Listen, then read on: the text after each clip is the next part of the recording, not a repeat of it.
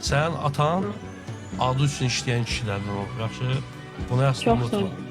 Ona görə Çox sağ ol. atanla daim fəxr elə. İnşallah Allahın izindən hər şey yaxşı olacaq. İnşallah. Sən də elə Çox belə sağ ol. kişinin oğlu deyilsən. Yaxşı? Çox sağ ol. Kişi oğlu Allah kişisən, köməyiniz olsun. özündən Çox sağ ol. müvət ol. Öpürəm sənin gözlərindən. Təşəkkürlər. Təbrik Çox edirəm sağ ol. səni kişi. Amin. Birinci. Çox sağ olun.